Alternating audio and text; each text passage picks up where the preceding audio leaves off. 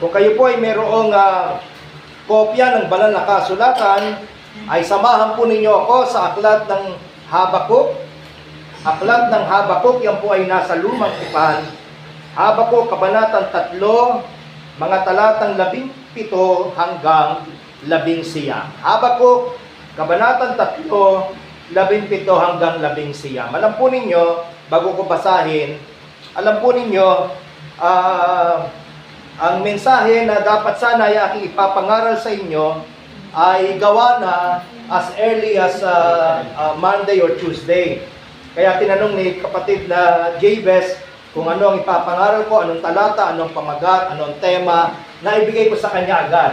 Pero habang pinag-aaralan ko po, habang nagbubulay-bulay tayong patuloy, ay naramdaman natin, nakita natin na mukhang hindi ito ang tugma.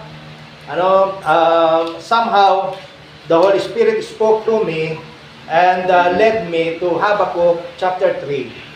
So, ngayon parang unti-unti ko lang naiintindihan kung bakit niloob niya na baguhin ko yung mensahe sapagkat maging sa panalangin ng ating mahal na misyonero ay ramdam ko ang bigat na dinadaan ng marami sa inyo.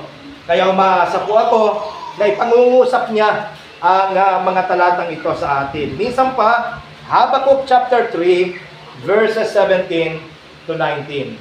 Sapagkat bagamat ang puno ng igos ay hindi namumulaklak, ni magkakaroon man ng bunga sa mga puno ng ubas, ang bunga ng olibo ay naglilikat, at ang bukid ay hindi magbibigay ng pagkain.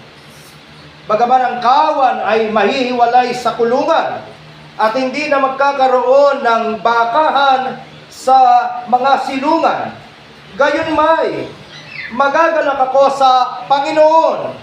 Ako'y magagalak sa Diyos ng aking kaligtasan.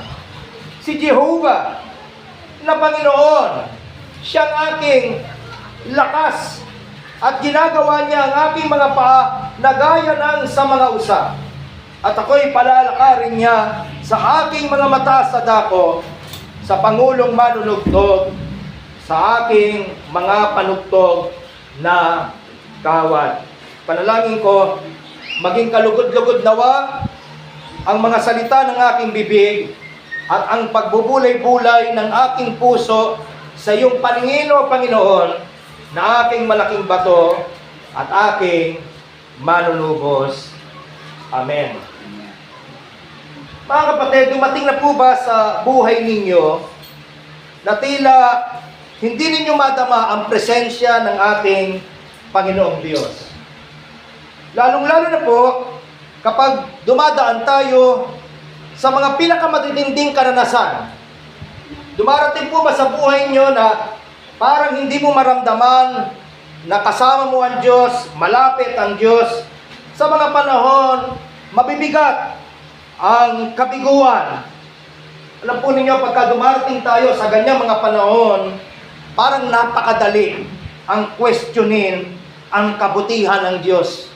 Pagka po tayo ay nasa ganyang kalagayan, parang napakadali na questionin ang karunungan ng Diyos, ang katapatan ng Diyos. Nasaan ang Diyos ng pinakakailangan ko siya? Naitanong mo na po ba yan? Nasaan ang Diyos ng kailangan ko siya? Nasaan siya? Nung ma-diagnose na may cancer ang mahal ko sa buhay, halimbawa, bakit pinahintulutan niya na matanggal ako sa trabaho? Bakit nagsisikap naman na kami pero walang pagbabago? Mahirap pa rin. At tila lalo pang umihirap. Anong ginagawa ng Panginoong Diyos? Bakit hanggang ngayon wala pa rin kaming anak? Akala ko ba kumakalinga siya?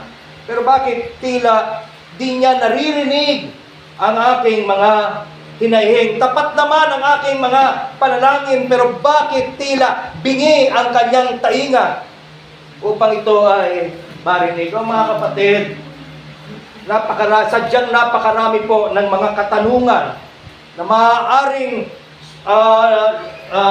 sumagi sa ating mga pag-iisip sa mga panahong tila hindi natin madama ang presensya ng ating Panginoon.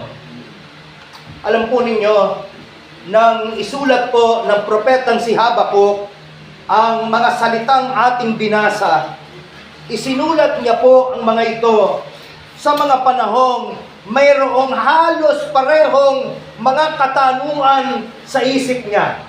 Yung mga binanggit kong mga katanungan kanina na marahil ay katanungan ng bawat isa sa atin, ay halos gayon din ang mga naging katanungan ng propetang si Habakuk sa panahon niya. Tingnan po ninyo halimbawa dito sa kabanatang 1 ng Habakuk. Habakuk chapter 1. Ang sabi po ay ganito sa verse 2. O Panginoon, hanggang kailan dadaing ako at hindi mo didinggin? Nagtatanong ang propeta, kung meron mang isang pinakahuling aasahan mo na magtatanong sa Diyos, yon ay ang propeta ng Diyos, ang mangangaral ng salita ng Diyos. Subalit, dumating sa punto ng buhay niya bilang propeta na maging siya ay nagkakaroon ng mga katanungan, maging siya ay nagkakaroon ng mga pag-aalinlangan.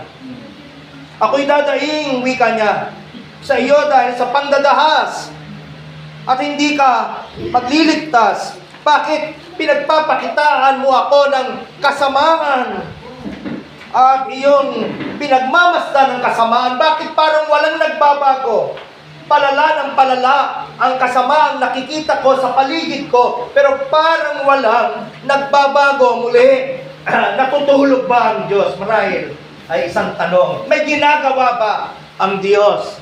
Nakikita ba ng Diyos ang aming pinagdadaanan? Ang sabi ng propeta, sapagkat ang kasiraan, ang pagdadahas ay nasa harap ko, talamak ang kasamaan, talamak ang kalikuan. Nakikita ng propeta at ang kanyang puso ay nagdaramdam. Bakit nagpapatuloy ang mga ito? Ang sabi niya, at may pakikipag-alit, mga pagtatalong bumabangon, kaya't ang kautusan ay natitigil. Ang katarungan ay hindi lumalabas kailanman, sapagkat kinukulong ng masama ang matuwid, kaya't ang kahatulan ay lumalabas na liko. Yung tama, pinalalabas na mali. At yung mali, nagagawang palabasin na tama. Gayon yung diwa sa panahon niya. Yun yung nagaharing diwa sa panahon niya. Merong malakihang panlalamig sa mga bagay ng Diyos. Wala nang pagpapahalaga sa salita ng Diyos, sa utos ng Diyos. Tumigil ang marami sa pakikinig ng salita ng Diyos. At ito ang damdamin ng propeta, nagiging tapat siya sa harapan ng Diyos. At hindi masama na maging tapat sa harapan ng Diyos. Hindi masama na buksan mo ang iyong kalooban sa harapan ng Diyos. After all, alam ng Diyos ang lahat ng iyong nararamdaman, ang lahat ng iyong dinadaanan. Hindi ka pa man magsasalita, nalalaman niyan lahat. So sa liwanag po, mga kapatid, ng inustisyang ito, sa liwanag po ng mga pandarahas na ito, sa liwanag po ng laganap na kalikuan na ito, nagtatanong ang propetang si Habakuk, dumadaing siya. Dumadaing siya. Para mas maintindihan natin, mga kapatid, kung ano ibig sabihin ng pagdaing dito, ito po ay galing sa salitang ugat na ang ibig sabihin na inailing tulad sa isang babaeng nagdadalang tao na kagampan na. Nung aking inaaral to, ikaw agad ang naalala ko. Yung mismong mga sandali na nararamdaman mong malapit, na nagle-labor ka na. At sa mga panahong iyon, hindi ko inaasahan na si Sis Marie Chris ay nagtatawa pa, nagsasaya pa. Yay! Nagle-labor na ako. Ang saya-saya. Walang ganun diwa. Sister Marie Chris, ramdam niya yung bigat, ramdam niya yung hirap. Gayon ang bawat isang nagle-labor. At yun ang larawan na ginamit sa daing na mayroon si propetang Habakuk. Habang nananalangin siya sa Diyos, ang ideya sa likod nito, sumisigaw ang propeta gaya ng isang nagle-labor na nagdadalang tao. Sumisigaw siya. Bakit? Dahil nahihirapan siya. Bakit? Dahil gusto niya nang matapos ang pinagdadaanan niya desperado siya. Nananalangin ang propeta, Panginoon, hanggang kailan? Yun ang tanong niya. Hanggang kailan? Ibig sabihin ay tumatagal. Mas malalim na Tagalog doon. Naglilikat ang mga panahon. Panginoon, dumadalangin ako sa iyo. Isang linggong panalangin, Lunes. Nagsimula na siya. Martes, wala pa rin nangyayari. Miyerkules, Huwebes, Biyernes, dumating na uli ang linggo. Pero bakit wala pa rin katugunan ang Panginoon? Can you relate? Nandiyan ka ba kapatid, kaibigan, sa sitwasyon na yan? Makinig ka, ang mensahe ito ay para sa iyo. Makinig ka dahil nais mangusap ng Diyos sa iyo. Walang aksidente sa Panginoon. Kung bakit ako ay nandito, nakatayo, at kung bakit ikaw ay nandiyan, nakikinig, dahil tayo'y pinagtagpo ng Panginoon. Kaya nawa, huwag mong palagpasin ang mensahe ng Panginoon para sa iyo. Hindi ko alam ang personal ninyong dinadaanan. Karamihan nga sa inyo, hindi ko kilala. Pero nakikilala kayo ng Diyos. Nalalaman niya kung ano ang kailangan ninyo. Mga kapatid, isa po sa pinakaayaw ng sino mang gawin ay ang maghintay. Wala po kasi tayong tiyaga. On our way here, kinukwento ko kay kapatid na Vic, na nadaanan kasi namin yung munisipyo ng San Rafael. At sabi niya, lahat na po yata, nandyan na, pwede nyo nang kunin. Opo, Brother Vic, sapagkat nung isang araw lang po yung nandyan ako, kumukuha ako ng NBI clearance. Sapagkat nung huli po kaming ng ibang bansa, ay na-hold ako nung immigration dahilan sa makeup. Meron akong kapangalan ko. At ang malungkot, gumawa ng krimen itong kapangalan ko. Kaya ang payo sa akin ng immigration, sa susunod po ay makatutulong kung kukuha kayo ng NBI clearance para hindi na maraming question, ipe-present nyo na lang. Napakahaba po ng paghihintay, pero salamat at komportable naman diyan sa munisipyo ng San Rafael. Buti pa kayo, no? Maganda ang pamamalakad yata dyan sa munisipyo. Hindi ko na sabihin kung taga saan ako. So, walang may gusto po, halimbawa, na pumila ng mahaba at matagal sa sakayan. Kaya nga lumulusot tayo pagka minsan, medyo bumabanyak pa ng kote, pumipitik pa ng kote, para maunahan mo yung nasa unahan mo. Walang matyaga na maghintay sa check-out counter ng isang supermarket. Walang may tiyaga. Sa gitna ng trapiko, sa gitna ng lansangan, busina dito, busina doon. Bakit? Nahihinip ka. Ayaw mo maghintay. Mas pipiliin pa po natin gawin ang kahit na ano kaysa sa maghintay. Ang ilan pa nga po, nangangahas na gawin kahit maging yung mga mali na mga gawain, wag lang maghintay. Subalit, sa Biblia po, paulit-ulit na ipinapaalala sa atin ng Panginoong Diyos ang kahalagahan ng paghihintay. Mga kapatid, merong layunin ng Diyos, bakit kailangan mong daanan ang kailangan mong daanan. Tinuturuan kanya maghintay. Hindi lamang para maghintay, kundi tinuturuan kanyang alamin habang naghihintay kung ano ang kanyang kalooban. Ito po ang sabi halimbawa ng aklat ng awit, Psalm 27:14. Magantay ka sa Panginoon. Ikaw ay magpalakas at magdalang tapang ang iyong puso. Oo, umasa ka sa Panginoon. Ganito rin po ang ating mababasa sa Isaiah chapter 14, the verses 31. Ngunit silang naghihintay sa Panginoon ay magbabagong lakas. Sila'y pailang lang na may pakpak na parang mga agila. Sila'y magsisitakbo, hindi mga papagod.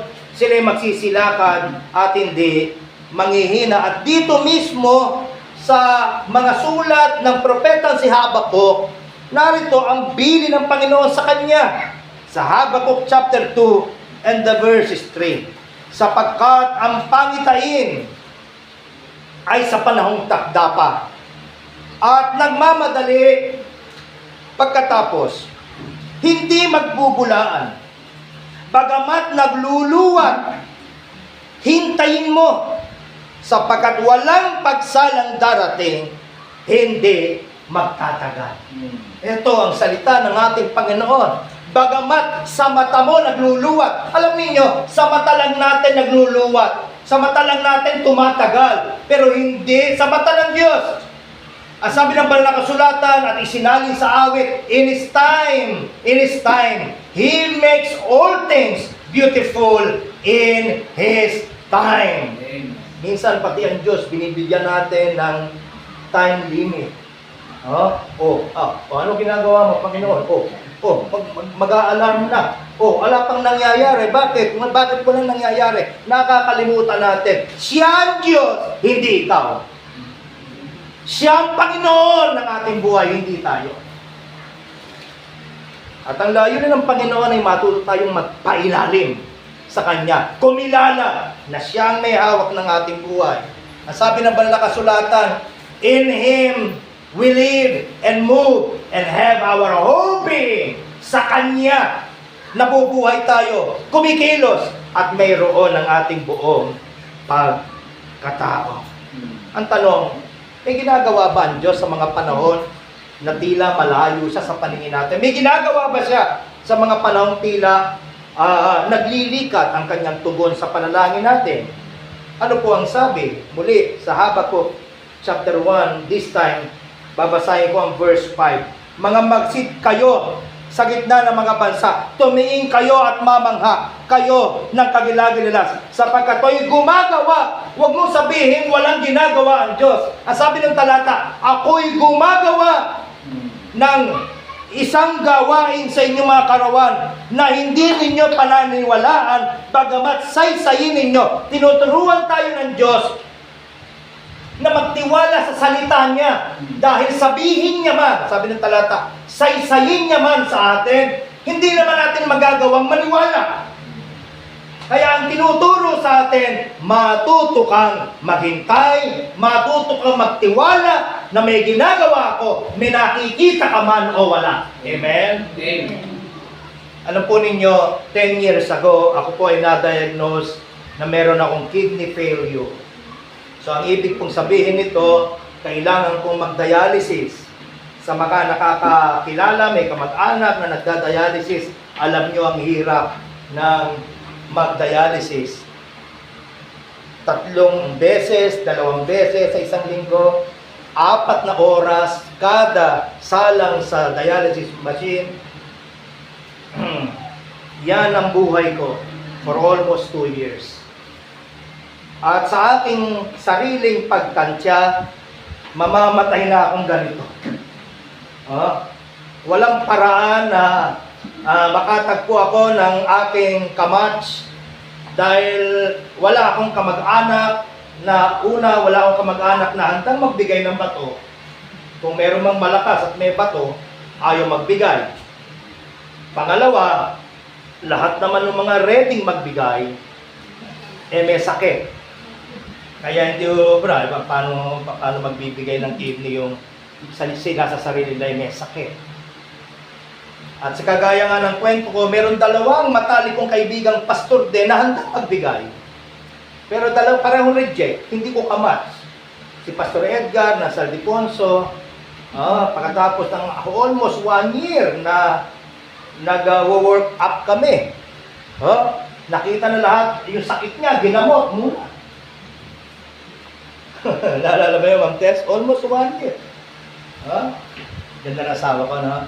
Ito tayo bumabawi. Kaya nga ako eh. Amen. Amen. Ayun. Amen ka kung mahal mo ang buhay mo. Dahil maganda rin yung asawa mo. Amen. Praise God. Hindi po nag-match. Sabi nung aking kaibigang Pastor Edgar, pasensya ka na. Gusto ko talaga ibigay yung isa kong bato, pero hindi match eh.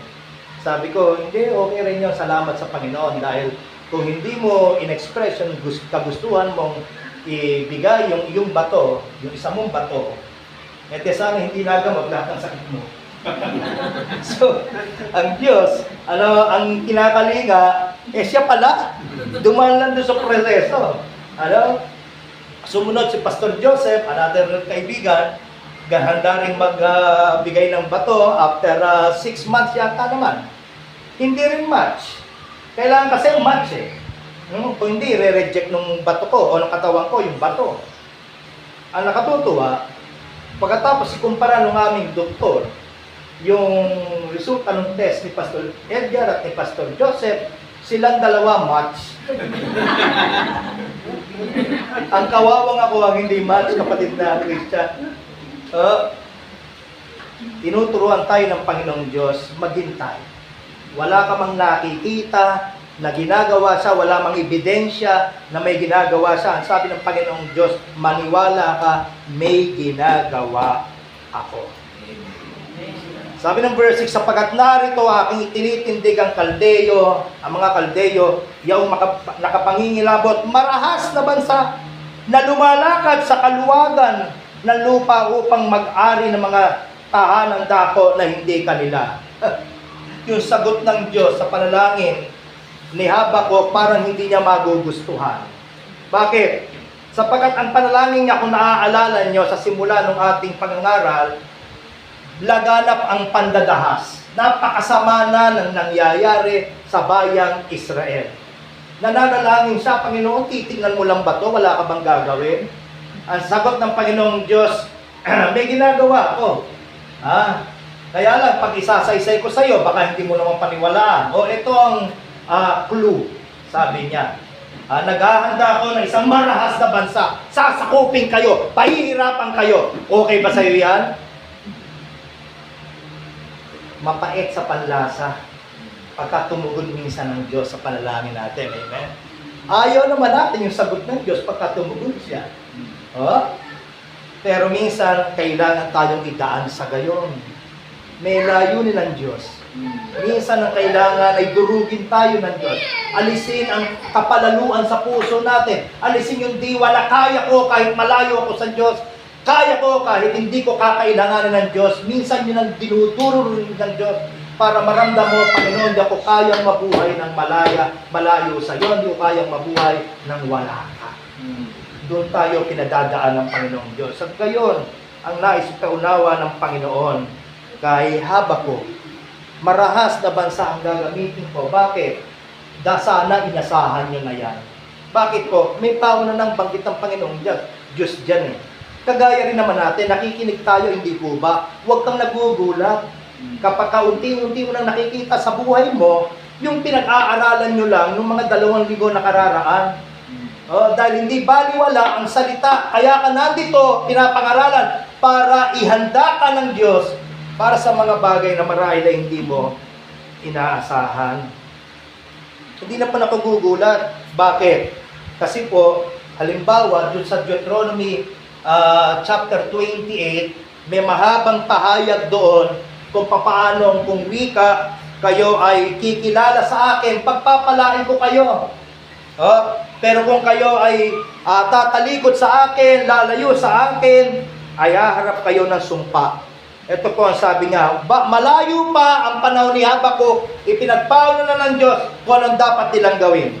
Halimbawa, dito sa Deuteronomy 28, beginning verse 1. At mangyayari, kung iyong didinggin, sabi niya sa bayang Israel, kung iyong didinggin masikap ang tinig ng Panginoon mong Diyos, upang isagawa ang lahat niyang utos na aking niutos sa iyo sa araw na ito, itataas ka ng Panginoon mong Diyos sa lahat ng mga bansa sa lupa. At lahat, verse 2, at ang lahat ng pagpapalang ito'y darating sa iyo at aabot sa iyo, kung iyong didinggin ang tinig ng Panginoon mong Diyos. Verse 3, magiging mapalad ka sa bayan, magiging mapalad ka sa parang, kahit saan. Sasamahan ka ng Diyos, pagpapalain ng Diyos. Susi? Magkaroon ka ng tainga na makinig sa salita ng Diyos. May pauna ng paalala Nakikinig ka ba? Kanina, nakikinig ka ba ng Sunday school? O sanay kang makinig, o sanay kang matulog ng dilatang mata. Akala nung nangangaral nakikinig ka, yung pala, sanay kang, dati ka sigurong security guard. Sanay matulog ng dilatang mata. So yun ang tagubilin, no? At ito naman yung babala. Halimbawa, dyan sa Deuteronomy 28 pa ako sa verse 15. Ngunit mangyayari na kung hindi mo didinggin ang tinig ng Panginoon mong Diyos, na isasagawa ang lahat ng kanyang mga utos at ang kanyang mga palatuntunan na akin iutos sa iyo sa araw na ito. Ang lahat ng sumpang ito darating sa iyo, aabot sa iyo. Verse 16. Susumpain ka sa bayan, susumpain ka sa parang, yung kanilang pagpapalain ka sa bayan o kahit sa parang, naging balabaliktad. Ngayon, kahit saan ka pumunta, sabi nga ikaw ay makikilalang hari na sablay. Yung kawawang kalapati, dumaan ka lang, nalaglag. Ganun katindi yung pangyayari sa buhay mo. Pero alam niyo, sa gitna po ng babala na ito, nasusumpain ka, dadanas ka ng kabigatan kung hindi mo pakikinggan ang kanyang mga salita. Sa kabila nito, may ipinagpapaul ng mahalaga. Sabi po sa verse 36, Deuteronomy 28:36, dadalhin ka ng Panginoon at ang iyong haring ilalagay mo sa iyo sa isang bansang hindi mo nakilala. Ninyo ng inyong mga magulang at do'y maglilingkod ka sa ibang Diyos na kahoy at bato. Wala namang bago. Ipinagpauna na ng Diyos. Kung magpapatuloy ka sa buhay na lihis sa aking kalooban, ikaw ay sasakupin ng isang bansa na sumasamba sa ibang Diyos. Kaya hindi na dapat nabibigla. Mga kapatid, alam niyo tayo man ay gayon din.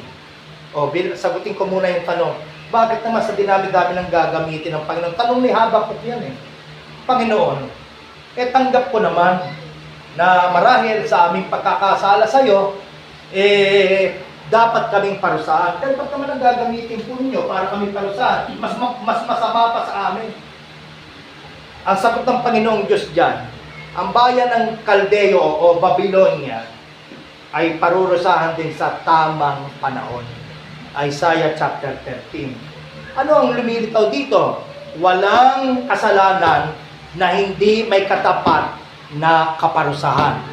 Ang Diyos ay Diyos ng hustisya. Lahat ng kasalanan, parurusahan. Ang tanong, inaaral ko kanina, meron po bang hindi nagkasala? Wala. Walang matuwid, wala kahit isa. Hindi tayo marapat sa anumang pagpapala na manggagaling sa Diyos dahil tayo po ay makasarili sa kalikasan. Yun ang ating totoong kalagayan.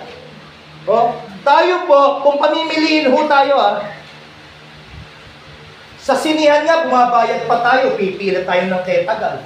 Magkano na ang bayad sa sini ngayon? Missionary Davis. Kala ko, mahuhuli ko si Missionary Davis. Lalo namang hindi ko kayang tanongin si kapatid na Vic dahil libre na yan sa sinihan. Senior citizen. Anyway, di ba doon bumabayad ka? Pero kung pamimiliin ka, samba tayo? O manonood ng sinihan? Karamihan po sa atin sa likas na kalagayan, Dahil mas gusto ko to. Nakakaaliw sa loob ng sinihan, bukod sa aircon pa doon.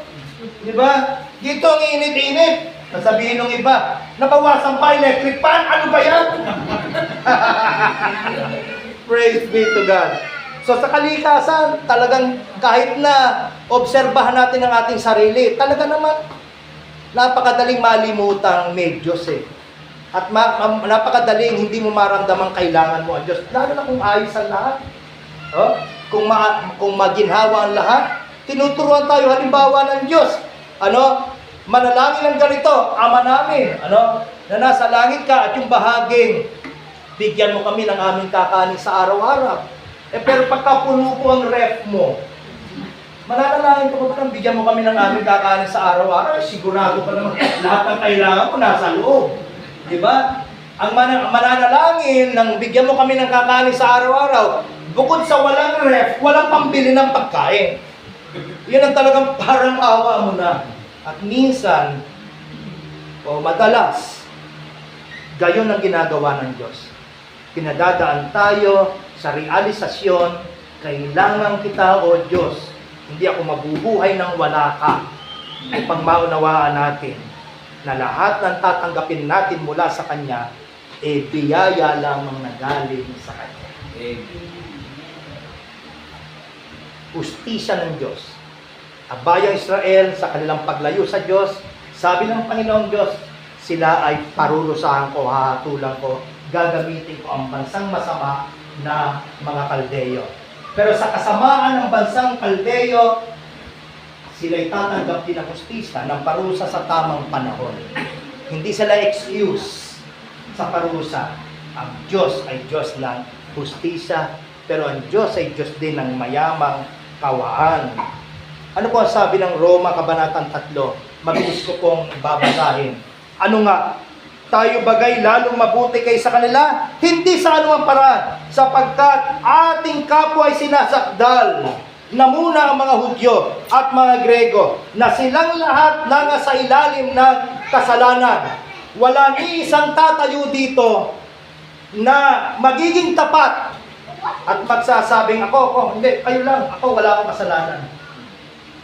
Lahat po ay makasalanan. Lahat nasa ilalim ng kasalanan. At dahil dyan, lahat ay nasa ilalim ng paghatol ng ating Panginoong Diyos. Sabi nga po sa talatang 23, ang lahat ay nagkasala nga, hindi nakaabot sa kaluwalhatian ng Diyos. Hanggat hindi ka dumarating sa punto na, Panginoon, ako'y makasalanan, karapat-dapat ako sa iyong parusa. Hanggat hindi mo tinatanggap ang katotohanan, ako'y deserve na parusahan mo. Deserve ako sa kamatayan, Panginoon. Deserve ako sa lahat ng mga bagay na may kinalaman sa kaparusahan dahil ako po ay nagpapakalayo-layo sa iyo. Hanggat hindi mo tinatanggap na yon ang iyong kalagayan, hindi mo mararanasan ang kanyang kaawaan. Dahil yun ang simula ng lahat. Magsisi ka. Yun ang simula ng lahat. Magsisi ka at sumampalataya. Ito po ang sabi ng talatang 25 o talatang 24 ng Roma Kabanatang 3. Palibasay, inaaring ganap o pinawawalang sala na walang bayad ng kanyang biyaya sa pamamagitan ng pagtubos na kay Kristo Jesus na siya inilagay ng Diyos na maging pangpalubag loob. Paano? Sa pamamagitan ng pananampalataya sa kanyang dugo upang maipakilala ang kanyang katwiran dahil sa hindi pagpansin sa makasalanan na nagawa na nagdaang panahon sa pagpapahinuhod ng Diyos. Pwedeng ngayon din, we would all and we should all drop dead because of our sins. Totoo niyan. Wala tayong karapatan para sa another breath of life. Pwedeng sabihin ng Diyos, dahil lahat kayo makasalanan, mga matay na kayong lahat. Pero hindi niya ginagawa. Sinusustinahan niya tayo. Ang sabi ng talata, nagpapahinuhod ng Diyos sa atin. Bakit? Nais Kanyang lumapit sa Kanya. Nais Kanyang magkaroon ng pagkakataong magbalik loob sa Kanya. Kumilala sa Kanya. Sumampalataya sa Kanya. Isipin ninyo, lahat tayo marapat na parusahan, pero ang ating Panginoong Diyos ay nagkatawang tao, sabi ng talata, at nagbubo ng kanyang dugo, upang tayo magkaroon ng pag-asa sa kaligtasan. Paano? Sa pamamagitan ng pananampalataya. Sampalatayanan mo na siya lamang ang iyong pag-asa para sa kaligtasan. Oo, ang Diyos ay Diyos ng hustisya. Walang kasalanan hindi niya parurusahan. Pero ang mga kasalanan natin, pinarusahan niya kay Kristo Jesus. Kaya kung ikay sasampalataya, hindi ka nagdadanas ng parusa dahil may pinurusahan na para sa atin, si Kristo Jesus. At alam ninyo, as early as the book of Habakkuk, yan na ang tagubilin niya. Sa Habakkuk chapter 2 and the verses 4, ang sabi, ngunit ang ganap, ang matuwid, mabubuhay sa pamamagitan ng kanyang pananampalataya. Regardless kung ano ang dinadaanan mo, regardless kung anong naoobserbahan mo sa paligid mo, mabuhay ka sa pananampalataya. Mabuhay ka sa unawa na hindi nagkakamali ang Diyos. Mabuhay ka sa unawa na mawain ang Diyos. Mabuhay ka na sumasampalataya, kaya kang iligtas ng Diyos. Amen. Ito po ang hamon sa bawat isa sa atin. Anong dinadaanan mo, kapatid, ngayon sa araw na ito? Para bagang ang mundo para sa iyo parang gumuguho? Yun ba ang pwedeng description mo sa iyong karanasan ngayon? Malaman mo nawa ito. Hindi mo kinakailangang daanan na lahat iyan ng walang pag-asa. There is hope in our Lord Jesus Christ. Pwede mong piliing magkaroon ng kagalakan sa gitna ng matinding mga pagsubok. Ano man ang iyong inaharap, kagaya ng propetang si Habakkuk, magpasya tayo. Ako'y magagalak sa Panginoon ng aking kaligtasan. Mga kapatid, pansinin ninyo kung paano po idinetermina ng propetang si Habakkuk ang magpuri. Yung inawit natin, yung ating teksto, yan po isang awit. Isang awit, piniri niyang umawit sa panahon ng kanyang kabigatan. Nung sinabing, bagamat ang puno ng igos ay hindi namumulaklak, ni magkakaroon man ng bunga sa mga puno ng ubas, etc., etc., umaawit sa Panginoong Diyos. Ang halos kasing kahulugan niya ay ito sa ating by way of application, bagamat tanggalan ako ng trabaho, bagamat daanan kami ng matinding sigwa ng panahon, bagamat magkaroon ako ng karamdaman, lahat na ng posibleng pwedeng daanan ng tao, you have two choices. Yung isa, susumpahin ko ang Diyos. Tatalikod ako sa Diyos. Lalayo ako sa Diyos. Yun yung isang pwede mong gagawin. Pero may mas mainam na choice. Pipiliin kong magalak sa Panginoon ng aking kaligtasan. Alam ninyo, hanggang sa dulo po ng aklat ng Habakkuk, wala namang nagbago. Tuloy pa rin ang pagsakop sila sa kanila ng mga Kaldeyo. Tuloy pa rin ang pamamayani ng karahasan. Tuloy, walang magbabago. Ano nagbago? Ang nagbago ay ang puso ni Habakkuk. Ang nagbago ay ang paningin ni Habakkuk. Ang pananaw ni Habakkuk. Mga kapatid, walang ipinapangako ang Diyos na pagkasumampalataya ka sa Kanya, lahat giginhawa. Walang ganong pangako. Ang pangako ng Diyos, kapag sumampalataya ka sa Kanya, hindi mo nahaharapin itong mag-isa. Kasama mo siya. Ang sabi ng banal na kasulatan, tiyak ang kamatayan, halimbawa. Walang pangako na ikaw ay gagaling. Naalala nyo, minsan ganun no? Ikaw ay gagaling. Ang Diyos ay nagpapagaling at salamat kung siya'y nagpapagaling. At yan ang ating panalangin sa bawat karamdaman. Ang Diyos ay nagbibigay ng biyaya ng trabaho, biyaya ng anak, lahat-lahat na. Pero walang pangako. Ang pangako niya lang ay ito. Lumakad man ako sa landas at lilim ng kamatayan, wala akong katatakutan sapagkat ika'y kasama ko. Mga kapatid, kagaya po na sinasabi sa Haggai, another prophet, Haggai 1:6-7. Sa panahon na nagdadaan po tayo sa mga matitinding pagsubok, let us consider our ways. Ito yung panahon magsaalang-alang ka. Magbulay-bulay ka. Bakit ko dinadaanan ang aking dinadaanan? Kamusta ang aking kaugnayan sa Diyos? At bilang panghuli, nais kong ipapansin sa inyo ang isang mahalagang bagay. doon po sa ating teksto sa Habakuk chapter 3, doon sa verse 18. Gayon may magagalak ako sa Panginoon. Ano man ang mangyari, magagalak ako sa Panginoon. Ako'y magagalak sa Diyos ng aking kaligtasan. Ito yung kanyang deklarasyon sa verse 19. Si Jehovah, alam niyo kung ano ibig sabihin ng Jehovah? Tapat sa tipan na Diyos, hindi taksil. Tapat sa tipan na Diyos, hindi lumilimot sa pangakong Diyos. May kakayahang tumugon sa pangangailangan kong Diyos. A self-sufficient God. A God who is able to sustain all of those who trust in Him. Yan ang Diyos. Yan si Yahweh. At ang sabi ni Habakuk, si Jehovah, si Yahweh na Panginoon, siyang aking lakas.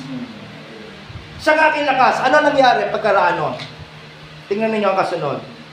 Kanina sabi niya, ako'y magagalak sa Diyos. Pero ngayon sabi niya, at ginagawa niya. Hindi na siya. Hindi na si Habakuk. Nabaligtad. Dahil ang Diyos ang aking kalakasan, ginagawa niya ng Diyos ang aking paa, naghaya ng mga usa. Alam po niyo yung usa dito, yung usang bundok. Yung mga usa na may kakayahang umakyat kahit gaano katarik ang bundok. Nakakita na po ba kayo ng ganong usa? Oh, meron silang kaya minsan na kambing, kambing na bundok.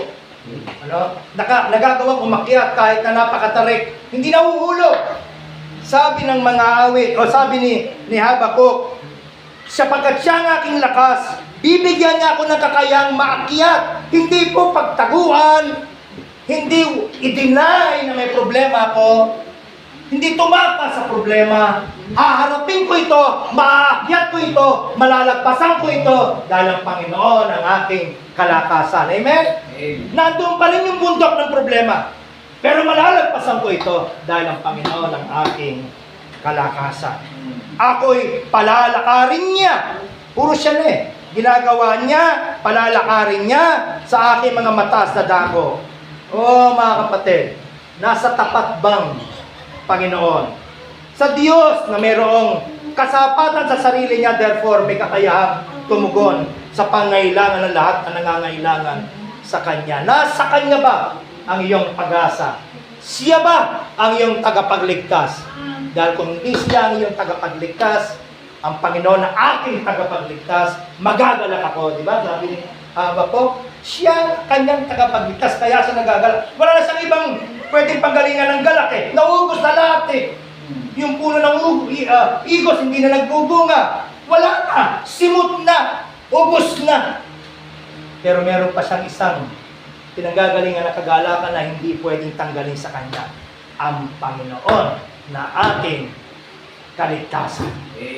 Mga kapatid, yan ang kaibahan ng isang sumasampalataya sa Diyos sa hindi sumasampalataya. Ang isa'y walang pag-asa, ang isa'y may pag-asa at kagalakan sa Panginoon na kanyang kalakasan. Umaasa ako mga kapatid na ang bawat isa sa atin ay kinilos ng Panginoon. Umaasa ako na ikinangusap niya ang kanyang mga salita. Ang hamon ko sa inyo, bakit kinakailangan mo na ikay magkalamhati sa iyong dinadaanan? Gayong pwede ka palang magalak sa Panginoon kung siya ay iyong tagapagligtas. Kung hindi siya ang iyong tagapagligtas, kahit ano gawin mo, hindi ka maaaring magkaroon ng kagalakan na tumatagal at lumalagi magpakailanman. Dahil ang Diyos lang ang pwedeng magbigay ng ganyang kagalakan. Libutin mo na alam lahat mong pwedeng libutin. Hindi ka pwedeng bigyan niya ng kagalakan. Alam niyo ang test, kung alin lang talagang mahalaga, hindi ngayong malakas ka, may buhay ka. Ang test ay ito, sa panahon na nakaratay ka na sa tiyak na kamatayan. Doon makikita kung alin ang mahalaga. Mahalaga pa po ba maglibot sa iba't ibang bahagi ng mundo, ang mamasyal kung saan saan kung ikaw may mamamatay na? Sagot, mahalaga pa? Nasabihin ba, teka muna, babiyahe pa ako. Hindi na mahalaga. Mahalaga pa po ba kung gaano karami lupa mo? Hindi na rin. Mahalaga pa ang kuba kung meron tao sa tindahan o wala. Amen. Hindi na. Lahat kayo na dito. Sino tao sa tindahan? Very classic joke. Ano na lamang ang mahalaga? Panginoon, samahan mo ako. Pagka akin ang tinatahak ang landas ng kamatayan. At ang pangako niya, lahat na sumasampalataya sa Kanya, hindi mag-iisa. Sasamahan niya.